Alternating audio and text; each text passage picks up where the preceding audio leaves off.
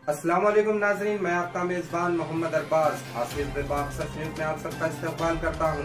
आइए देखते हैं आज की अहम खबर। अभी तक आपने हमारे चैनल आसिफ बेबाक सच न्यूज को यूट्यूब पे सब्सक्राइब नहीं किया है तो सब्सक्राइब करने, लाइक शेयर कमेंट करना ना भूलें। अस्सलाम वालेकुम नाज़रीन, आसिफ बेबाक सच न्यूज़ में आप सभी का इस्तकबाल है। महाराष्ट्र में 20 नवंबर को इलेक्शन है, जिसमें कई सियासी पार्टियों ने हिस्सा लिया है।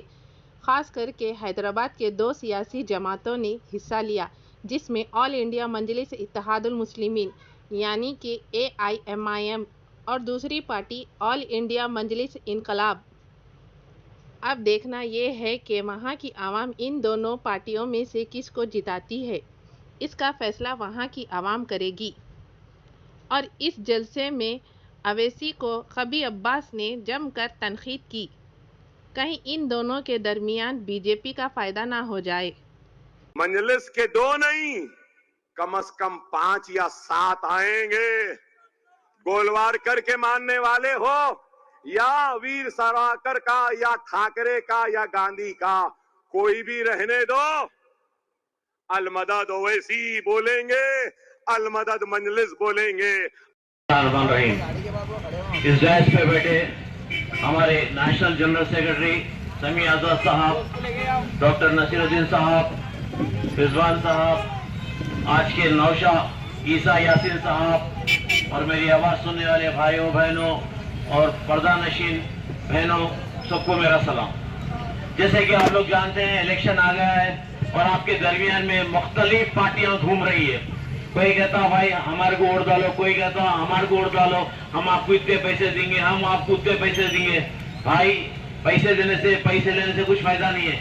आपका वोट आपका ही मुस्तकबिल नहीं, आने वाले आपके बच्चों का मुस्तकबिल है, औरंगाबाद का मुस्तकबिल है, महाराष्ट्र का मुस्तकबिल है, हिंदुस्तान का मुस्तकबिल है। अगर आप अपना वोट एक बार दे देंगे तो बार बार उनके घर फिरना पड़ेगा। आप अपना वोट सही आदमी को दीजिए और उसको जिताइए, उससे काम लीजिए।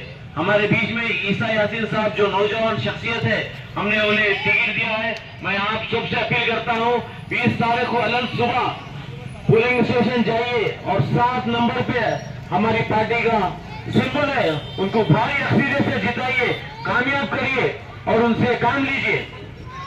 अब यहाँ पर 2 पार्टी और है, एक है AIMIM, दूसरा है AIMIM। वो 6 पे है, 7 पे। अब 6 बोले तो आपको मालूम है 6 6 6। अब वो 6 को डालना नहीं है, अब 7 को डालना है भाई। 6 का वक्त खत्म होगा। पतंग बहुत उड़ाइए, पतंग बेमान होती है, पतंग करते दूसरे की हो जाती, पतंग करते दूसरे की हो जाती, इसी तरह जीतते दूसरों के हो जाते। पतंग को फाड़िए, उसके हत्थे तोड़िए और इनका लिफाफा बना के जेब में रख लीजिए। तो लिफाफे में पैसे तो भी रख सकते आप, तो आपका फर्ज बनता एक बार इनको मौका दीजिए, एक बार इनको मौका दीजिए। यहाँ पर 2 शेरवानियां फिर रहे हैं, आप लोगों को मालूम है, एक बड़ी शेरवानी है, छोटी शेरवानी। छोटी शेरवानी क्या करती, क्या बोली आप लोगों को पता है? या अवैसी मदद या दारुसलाम मदद, नौजुबिल्ला, शिर्क कर दिया उन्होंने, शिर्क कर दिए, इस्लाम से खारिज हो गए। मैं यहाँ के मुफ्तियों से ये सवाल करता हूँ, मैं पूछता हूँ, क्या इनके लिए कोई फतवा नहीं है? क्या खाली वोटों के लिए फतवा है? ये इस्लाम से खारिज हो चुके हैं, ये अल्लाह की शान में गुस्ताखी कर लिए। ऐसे आदमी की पार्टी को वोट डालना चाहिए क्या? सोच लीजिए आप, ये खारिज हो चुके हैं। आपका फर्ज बनता 20 तारीख के दिन अपना वोट, कीमती वोट ईसा यासीन को डालिए और भारी अक्सरियत से जिताइए। बीजेपी का बारे में तो आपको मालूम है, मेरे को बोलने की जरूरत नहीं है। मॉब लिंचिंग से लेके जिहाद बोल के, टेररिस्ट बोल के, हमारे पर्दे से परेशानी, हमारी शेरवानी से परेशानी, हमारी मस्जिद से परेशानी, हुजूर की शान में गुस्ताखी करते।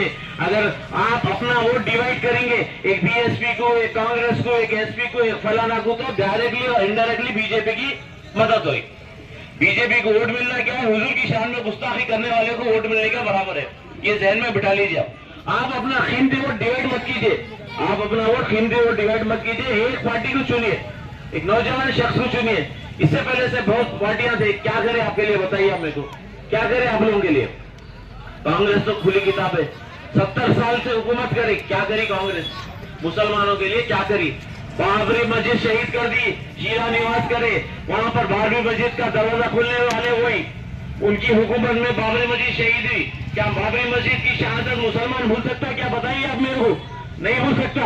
बाबरी मस्जिद थी, बाबरी मस्जिद है, बाबरी मस्जिद रहेगी वहां हमारे जिलों में।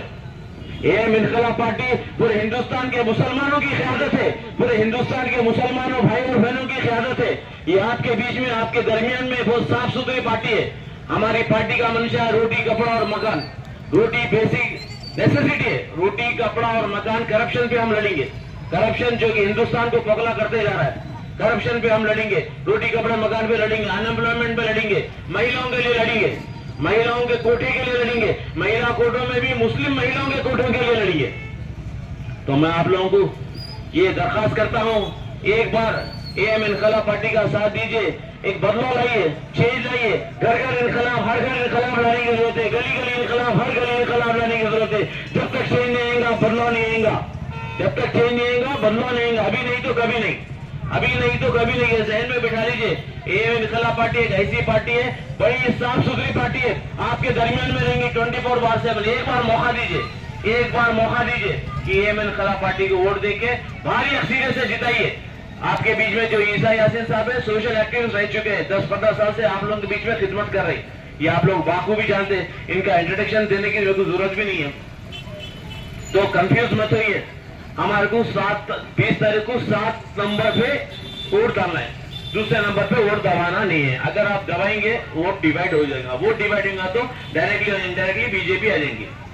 ये जहन में बिठा लीजिए, ऐसा मौका फिर नहीं मिलता आप लोगों को।